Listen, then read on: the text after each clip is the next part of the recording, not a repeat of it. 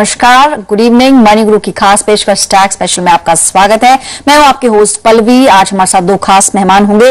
Budget के बाद अब कैसे आपको निवेश करना है, निवेश पर कैसे असर करेंगी जितनी भी घोषणाएं हुए उनको बारीक समझेंगे। हमारे साथ दिल्ली स्टूडियो से दिव्या हैं, दिव्या बावेजा, जो कि डिलॉयट हास्किन्स एंड सेल्स LLP से जुड़े हुए हैं। साथ ही हमारे साथ BSE स्टूडियो से मौजूद है हर्षवर्धन रूंगटा। दोनों का आपका बहुत बहुत स्वागत है कार्यक्रम में। सबसे पहले दिव्या आपके पास में आऊंगी। जो कुछ भी अनाउंसमेंट्स हुए हैं वीकेंड पर भी इस पर हमने काफी चर्चा की है। सबसे पहले बिसाइड्स टैक्स स्लैब्स और भी जो कुछ इसमें अनाउंसमेंट्स हुए हैं, खास करके क्योंकि हम पर्सनल फाइनेंस की बात कर रहे हैं, डेट फंड्स को लेकर जो एक अनाउंसमेंट आई और इसके अलावा किसान विकास पत्र को दोबारा से शुरू करने की घोषणा हुई। ओवरऑल इस बजट को आपको लगता है कि सारी एक्सपेक्टेशंस मीट हुई हैं? हालांकि मुझे याद है कि प्री बजट जब हमने आपसे डिस्कशन किया था कुछ ज्यादा एक्सपेक्टेशंस थी और टैक्स लिमिट आपको लगा था कि शायद थोड़ा और बढ़ाने की जरूरत थी। ओवरऑल आप कितने नंबर देंगे इस बजट को? ओवरऑल ये बजट जो है, एक्सपेक्टेशन तो काफी ज्यादा थी लोगों की, पर looking at the economic situation I think जो भी हुआ है काफी सेविंग हो सकती है अभी भी आम आदमी को। मैं नंबर तो नहीं देना चाहूंगा, पर यह है कि अब जैसे मिनिमम स्लैब बढ़ के 50,000 बढ़ा दिया है उन्होंने, साथ में ही ATC भी 50,000 बढ़ा दिया है और ऊपर से हाउसिंग लोन का जो इंटरेस्ट डिडक्शन था फॉर सेल्फ ऑक्यूपाइड प्रॉपर्टी वो भी बढ़ गया 50,000।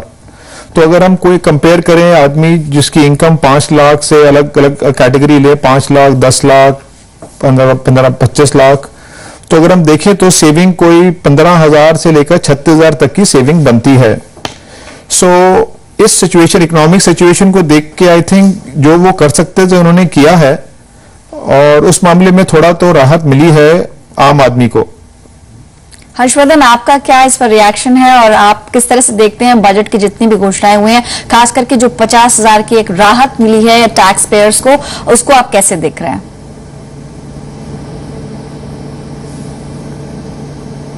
वेल पल्लवी, अगर हम इन्फ्लेशन को कंसिडर करें और जो नेट इन हैंड जो आज एक इन्वेस्टर या कोई इंडिविजुअल के हाथ में रहता है, तो जाहिर है कि हमारी एक्सपेक्टेशन जो प्री बजट के टाइम डिस्कशंस भी होते थे, ये था कि हम चाहते थे कि जो एग्जेम्पशन लिमिट है वो एटलीस्ट इन्फ्लेशन को लाइन में लेते हुए हो और जो एक इंडिविजुअल के हाथ में पैसे बचें वो सिर्फ 50,000 से नहीं बढ़ के आप कम से कम 1 लाख रुपए और बढ़ाई जाती। और जो अगर हम इन्वेस्टर्स की बात कर रहे हैं, दूसरा एक बहुत इंपॉर्टेंट पहलू होता है कि वो ATC के अंदर में जितने उनके एग्जेम्पशंस मिलते हैं, तो वो चीज एक अच्छी हुई कि 1 लाख से बढ़ा के वो 1.5 लाख कर दी गई है। और तीसरा जो सेल्फ ऑक्यूपाइड हाउसिंग प्रॉपर्टी है उस पे जो इंटरेस्ट का एग्जेम्पशन है अंडर सेक्शन 24 वो भी 50,000 से बढ़ा दिया गया है। ये एक तरीके से ठीक था। लेकिन अगर हम एक इन्वेस्टर, क्योंकि एक पर्सनल फाइनेंस शो है, हम अगर एक इन्वेस्टर की बात करें तो इन्वेस्टर को जो डेट फंड्स में जो उन्हें नुकसान होगा, आई एम मोर वरीड कि जो उन्होंने ऑलरेडी, वो इन्वेस्टर्स जो ऑलरेडी निवेश कर चुके हैं और डेट फंड्स में या FMPs में जो निवेश कर चुके हैं, और आज वो उनका जो टैक्सेशन होगा वो लॉन्ग टर्म नहीं गिन के शॉर्ट टर्म होगा और उन्हें टैक्स लगेगा। ये एक इन फॉर्म एक रेट्रोस्पेक्टिव टैक्स इंट्रोडक्शन हो गया फॉर रिटेल इन्वेस्टर्स ऑल्सो। ये एक चीज है जो अच्छी नहीं हुई है। बाकी अगर हम प्रोस्पेक्टिवली देखें कि आज से आगे जाते हुए जो उन्होंने टेन्योर 12 महीने से 36 महीने किया है और जो 10% विदाउट इंडेक्सेशन का जो प्रोविजन था वो पूरा हटा दिया है, अभी सिर्फ आपको 20% विद इंडेक्सेशन आपको कैलकुलेट करके टैक्स भरना है। तो अगर हम फ्रेश की बात करें तो वो ठीक है, it is in line with agenda कि आपको जो फाइनेंशियल सर्विसेज हैं, जो फाइनेंशियल प्रोडक्ट्स हैं, वो एट पार होना चाहिए। बैंक की FDs अगर आपको एक नॉन प्रेफरेंशियल टैक्स ट्रीटमेंट मिल रहा है तो डेफिनेटली नुकसान है, तो वहां पे आप पैरिटी लाते हैं, वो अच्छी बात है। लेकिन उसे एक प्रोस्पेक्टिवली लागू करना वो एक शायद थोड़ा ज्यादा अग्रेसिव स्टैंड हो गया और वो एक बहुत ज्यादा नुकसानदेह होगा एक रिटेल इन्वेस्टर के नाम पे। दिव्या, क्योंकि यहाँ पर अभी हम बात करेंगे डेट फंड्स की भी, जैसे हर्षवर्धन यहाँ पर नोटिस कर रहे हैं या फिर ये इन्होंने बात रखी है क्योंकि बहुत अहम है, होल्डिंग पीरियड है वो कहीं ना कहीं बढ़ा दिया गया, उससे असर तो डेफिनेटली पड़ेगा। साथ ही DDD पर भी आएंगे, लेकिन जहां तक अभी हम आयकर में जो राहत मिली है उसको हम देखने की कोशिश कर रहे हैं कि जो सबसे फर्स्ट स्लैब है उसमें करीब अराउंड 5,000 का एक बेनिफिट या एक तरह से कहा जाए कि सेविंग्स यहाँ पर मिली है, 10% टैक्स स्लैब के अंदर है। Divya, as a tax expert अगर मैं आपसे पूछूं कि बगैर इन्वेस्टमेंट इन्वेस्टमेंट की जो 80C में भी क्योंकि लिमिट बढ़ी है, एक तरह से एक बैलेंस करने की कोशिश की है फाइनेंस मिनिस्टर ने। उन्होंने न सिर्फ जो टैक्सेबल इनकम है उसमें 50,000 की राहत दी है, बल्कि 80C में भी जो 50,000 रुपए की लिमिट बढ़ गई है। ऐसे में अगर कोई इन्वेस्टमेंट्स भी शो करे तो क्या 5 लाख तक की सैलरी में ऐसा कहा जा सकता है कि प्रॉपर टैक्स प्लानिंग से अगर कोई बढ़े तो उनका टैक्स नील हो सकता है? नील तो कहना मुश्किल होगा, पर हाँ उसमें सेविंग जरूर हो सकती है, वो तो क्लियरली है। दो चीजें और अच्छी हुई हैं, एक तो पीपीएफ में उन्होंने बढ़ा के 1 लाख से बढ़ा के 1.5 लाख कर दिया है, और दूसरा एक और जो उन्होंने अच्छा सेविंग किया है वो है in terms of national pension scheme. जो उसमें पहले प्रॉब्लम आती थी 1 जनवरी 2004 की, वो उन्होंने क्लैरिफाई कर दी है प्राइवेट सेक्टर के लिए। सो उस हिसाब से अगर हम देखें तो उन्होंने काफी चीजें हैं जो ट्राई किया है, अटेम्प्ट किया है कि थोड़ा इन्वेस्टमेंट बढ़े और सेविंग बढ़ सके। दिव्या, साथ ही हर्षवर्धन ने जो पॉइंट यहाँ पर उठाया था, डेट फंड्स में निवेश अब थोड़ा महंगा हो जाएगा, साथ ही डिविडेंड डिस्ट्रीब्यूशन टैक्स पे अब बढ़ गया। ऐसे में एक आम इन्वेस्टर को क्या फर्क पड़ेगा? और अगर एफडी से मैं ऐसे कंपेयर करूं, क्योंकि हमेशा से पोस्ट टैक्स इंस्ट्रूमेंट्स अगर देखे जाएं तो एफडी से बेहतर डेट फंड्स माने जाते थे, लेकिन अब क्योंकि होल्डिंग पीरियड इसमें बढ़ जाएगा, ये एट पार हो जाएंगे बैंक फिक्स डिपॉजिट से। आप डेट फंड्स में जो ऑलरेडी निवेशित हैं उनको क्या आप सलाह देंगे, और साथ ही उनका टैक्स अब किस तरह से कैलकुलेट होगा? जो डेट फंड्स में है उनको तो सलाह यही दूंगा कि बिकॉज अब पीरियड बढ़ गया है 3 साल, तो they should take a long term view. Short term में इतना कोई इंसेंटिव नहीं है, तो लॉन्ग टर्म व्यू लेके ही आदमी को अपनी प्लानिंग करनी पड़ेगी, जो कि काफी लोग करते भी हैं कि you can not take a myopic view, एक लॉन्ग टर्म व्यू लो और उसके हिसाब से फिर आपको करना पड़ेगा। ये काफी वो है कि डेट फंड का 12 महीने का वो चला गया, और तो उससे थोड़ा इम्पैक्ट तो हुआ है डेफिनेटली। साथ ही यहाँ पर मैं बात करना चाहूंगी किसान विकास पत्र की। हर्षवर्धन, पहले आपके यहाँ पर रिएक्शन लेंगे। ये योजना दिसंबर 2011 में विड्रॉ की गई थी, इसके पीछे काफी कारण भी थे कि क्यों केवीएस हटाया गया था, यूपीए गवर्नमेंट ने इसको रोका था। बहुत सारी कमिटीज भी इस पर बनी थी, ऐसा माना जा रहा था कि इसका मिसयूज बहुत हो रहा है। हालांकि रूरल एरियाज में मिसयूज देखने को नहीं मिला, वहां ये इंस्ट्रूमेंट काफी पॉपुलर था, लेकिन अगर हम इसको शहरी इलाकों में देखें, क्योंकि इसमें एक खास बात है कि आप कैश में पैसे जमा कर सकते हैं। अगर सेम फॉर्म में, हालांकि अभी उसके इंट्रिकेसीज हमारे सामने नहीं आई हैं, बारीकियां, लेकिन फिर भी अगर आप हमारे व्यूअर्स को बताएं केवीएस एग्जैक्टली किस तरह का इंस्ट्रूमेंट था और इसमें और क्या खास चीजें हैं। इस बार के बजट में अभी ज्यादा घोषणाएं इसमें नहीं हुई है, केवल इतना हमने सुना स्पीच में, उन्होंने कहा कि इसको हम दोबारा से स्टार्ट करने की कोशिश करें, क्योंकि जहां तक हमें याद है इसके तहत निवेश 8 साल और 7 महीने के अंदर डबल हो जाता था। काफी पॉपुलर इंस्ट्रूमेंट था। आपकी क्या राय है केवीएस के ऊपर, और इसको वापस लाने का फैसला किस हद तक सही होगा?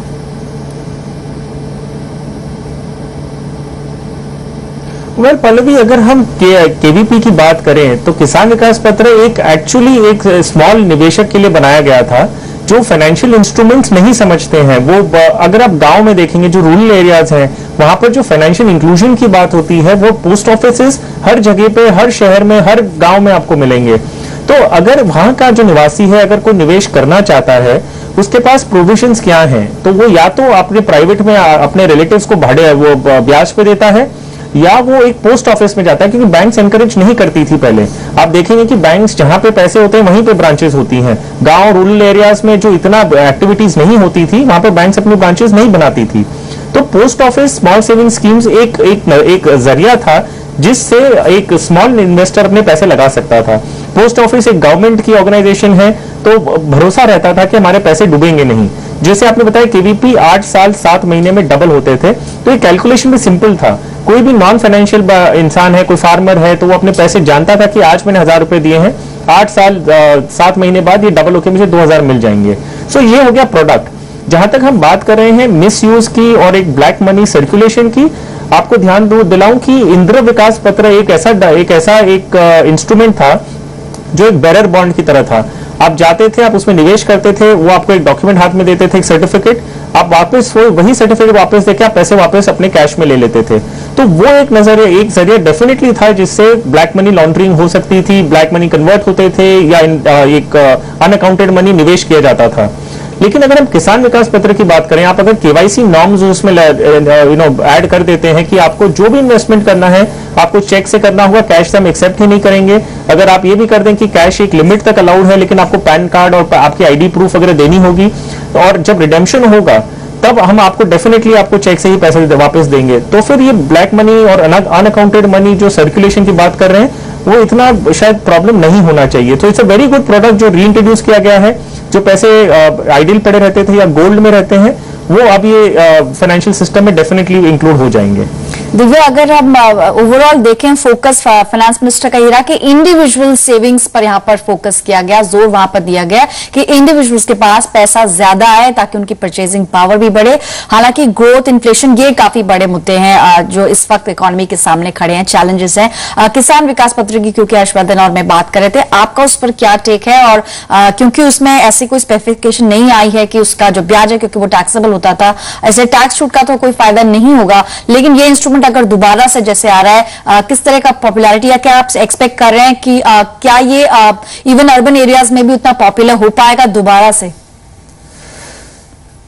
जैसे हर्षवर्धन ने भी कहा था, मैं उनकी बात से सहमत करता हूं कि ये जो किसान विकास पत्र है, इसका मेरे ख्याल से रूरल एरिया में या बिग सिटीज में तो पता नहीं कितना पॉपुलर होगा, पर अगर उसमें केवाईसी नॉर्म भी लगा दें तो उससे जो ब्लैक मनी का प्रॉब्लम है वो थोड़ा एड्रेस हो सकता है। और साथ ही में स्मॉल टाउन्स के अंदर जहां लोगों को इतना इन्वेस्टमेंट, इक्विटी मार्केट में इतना इन्वेस्टमेंट करने का वो उनके पास उनके उतने पैसे नहीं हैं, तो वो यहाँ पे इसका छोटी इन्वेस्टमेंट का सोच सकते हैं।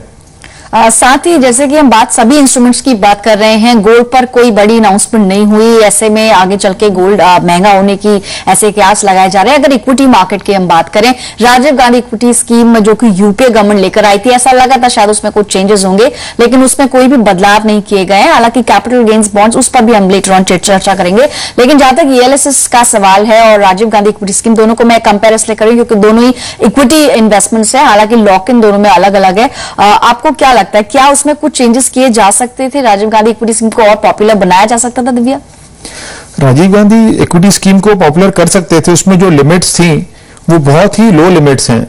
उस लिमिट के हिसाब से जितना उनको एक्सपेक्टेशन थी कि इससे हमारा इन्वेस्टमेंट थोड़ा इक्विटी मार्केट में इनफ्लो ज्यादा होगा, वो इतना हुआ नहीं है मेरे ख्याल में। तो वो लिमिट्स को थोड़ा रैशनलाइज कर सकते थे to boost the equity market.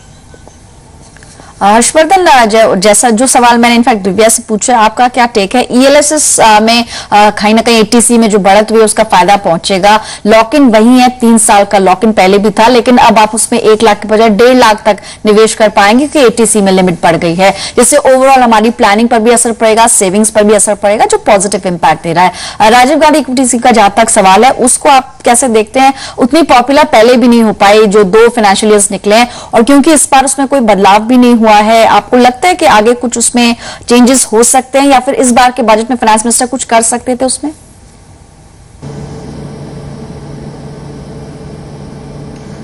Well Pallavi, Rajiv Gandhi equity saving scheme एक इंटेंशन बहुत अच्छा था, लेकिन वो स्कीम थोड़ी कॉम्प्लिकेटेड थी और जो बेनिफिट्स थे वो बहुत छोटे थे। तो अब आप इसमें समझिए कि पहले था कि 10 लाख थी जिनकी इनकम 10 लाख तक थी, वो इसमें निवेश कर सकते हैं और फर्स्ट टाइम इन्वेस्टर होना है, तो डबल क्राइटेरिया थी। उसे बढ़ा के 12 लाख बाद में किया गया। जो आप निवेश कर सकते हैं वो 50,000 रुपए और उसका 50% आपको टैक्स बेनिफिट मिलेगा। फिर तीसरा कंडीशन ये है कि जो टर्म्स कंडीशंस हैं वो या तो आप म्यूचुअल फंड के थ्रू कर सकते हैं या डायरेक्ट इक्विटी ले सकते हैं। अगर आप डायरेक्ट इक्विटी लेते हैं तो आपको अपने डीमैट अकाउंट को स्पेसिफिकली ईयर मार्क करना होगा कि ये आपकी Rajiv Gandhi equity saving scheme के पर्पस के लिए है, विच मीन्स जो उसमें लॉक इन होते हैं 1 साल के, फिर बाद में जो चेंजेस कर सकते हैं आप उसी कंपनीज में जो डिफाइन किए गए हैं, जो नवरत्नज हैं, महारत्नज हैं। अभी अगर, और ये तो थोड़े बहुत कंडीशंस हो गए, अगर हम पूरी स्कीम को समझें तो इतनी सारी कंडीशंस होने के बाद आपको जो टैक्स बेनिफिट मिल रहा था वो है 25,000 रुपीज। इसमें अगर आप 10% में आते हैं तो आप 2,500 रुपया बचाते हैं, अगर आप 20% में आते हैं तो आप 5,000 रुपया बचाते हैं, तो ये आपका हो गया टैक्स बेनिफिट। तो इतना सब करके अगर आपको 5,000 रुपया टैक्स बच रहा है तो ये स्कीम इसीलिए पॉपुलर नहीं हो पाई कि बहुत ज्यादा कॉम्प्लिकेट कर दी गई थी और जो बेनिफिट्स हैं वो बहुत कम थे।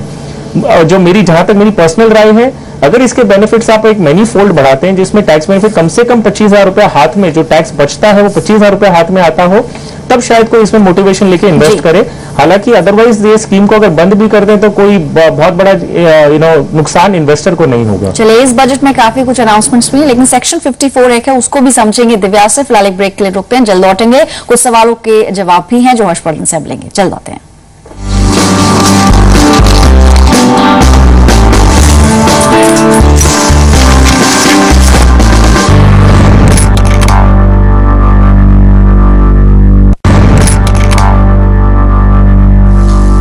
Welcome back. आप देख रहे हैं मनी ग्रुप टैक्स स्पेशल और हमारे साथ दो खास मेहमान हैं, दिव्या और साथ ही हर्षवर्धन। दोनों से हम बातचीत कर रहे हैं। पहले दिव्या बवेजा साहब आपके पास आऊंगी। अगर बजट की हम बात कर रहे हैं, एक अनाउंसमेंट सेक्शन 54 को लेकर भी हुई, थोड़ा अगर आप हमारे दर्शकों को एक्सप्लेन कर सकें कि कैपिटल गेन्स टैक्स पहले जैसा कि हम जानते हैं कि आप एक प्रॉपर्टी अगर बेचते हैं 3 साल के अंदर, तो आप उसको कैपिटल गेन्स बॉन्ड्स बाजार में अवेलेबल है, चाहे फिर वो नाबार्ड है, चाहे और साथ ही रूरल इलेक्ट्रिफिकेशन कॉर्पोरेशन के भी बॉन्ड्स अवेलेबल है। इसमें कुछ लिमिटेशन में बदलाव हुआ है, क्विकली अगर आप समझा सकें।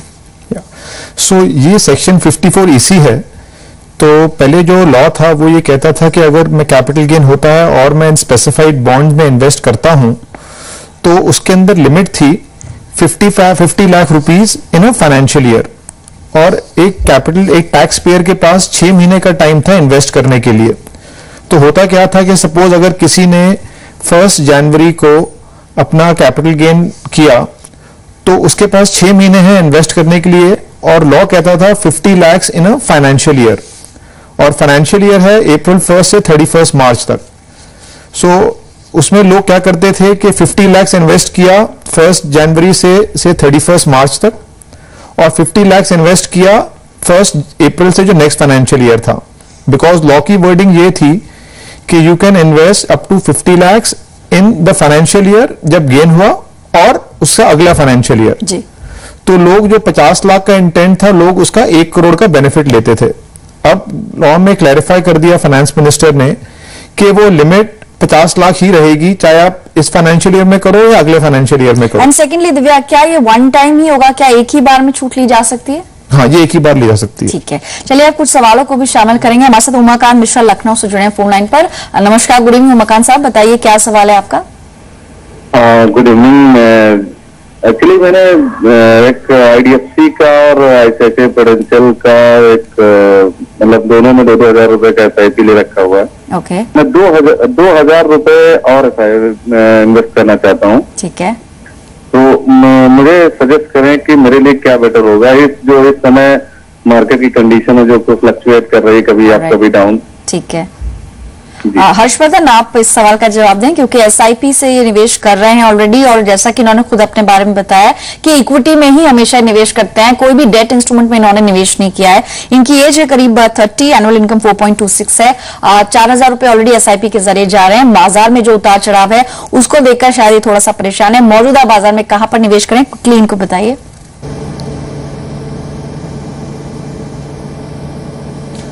उमाकांत जी, आपने जो इन्वेस्टमेंट अभी कर रखे हैं वो दोनों ही फंड एक ही ऑब्जेक्टिव सर्व करते हैं, जो है वो मिड और स्मॉल कैप फंड्स में ही निवेश करते हैं।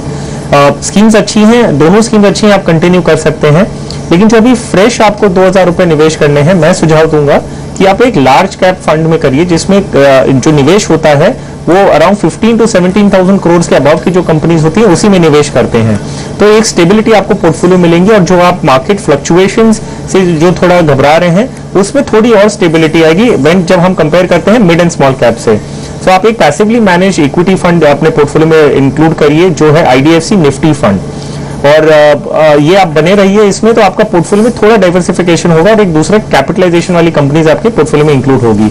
आपका एक थोड़ा डर था कि मार्केट जो इतना फ्लक्चुएट कर रहा है इस बीच में आपको इक्विटीज में और निवेश करना चाहिए क्या? तो देखिए, जब आप SIP के जरिए से निवेश करते हैं तो उसका पर्पस ये होता है कि टाइम करने का आपको जरूरत नहीं होता, वो ऑटोमेटिकली हर महीने आप एवरेज करते रहते हैं, तो जो आपका रिस्क है वो इन दैट प्रोपोर्शन कम हो जाता है। सो टाइमिंग की चिंता मत करिए, आप SIP के जरिए से कर रहे हैं और लॉन्ग टर्म आपका व्यू है तो आप इक्विटी में डेफिनेटली कर सकते हैं। तो इन 3 कंपनीज में, इन 3 स्कीम्स में आप अपना निवेश करना शुरू करिए और बने रहिए। ठीक है, तो यानी उमाकांत जी, आपको 2 फंड जो आप ऑलरेडी निवेश थे उसमें कंटिन्यू करना है, और IDFC निफ्टी आप ऐड कर सकते हैं 2,000 रुपए और प्रति माह। चलिए अगला सवाल लेंगे। कानू का सवाल है, दिल्ली से इन्होंने भेजा है। ये DDT को लेकर जानना चाह रहे हैं। हर्षवर्धन, इस पर हमने चर्चा भी की आज के प्रोग्राम में। ये जानना चाह रहे हैं कि डिविडेंड डिस्ट्रीब्यूशन टैक्स बढ़ने से इनके इन्वेस्टमेंट पर क्या असर होगा। ऑलरेडी इन्होंने कुछ डेट फंड्स में निवेश किया हुआ है, और ये जानना चाहते हैं क्या अब at this point in time FD में निवेश करना बेहतर रहेगा, मतलब डेट फंड्स को आप कैसे कंपेयर करेंगे FD से? अब हर्षवर्धन।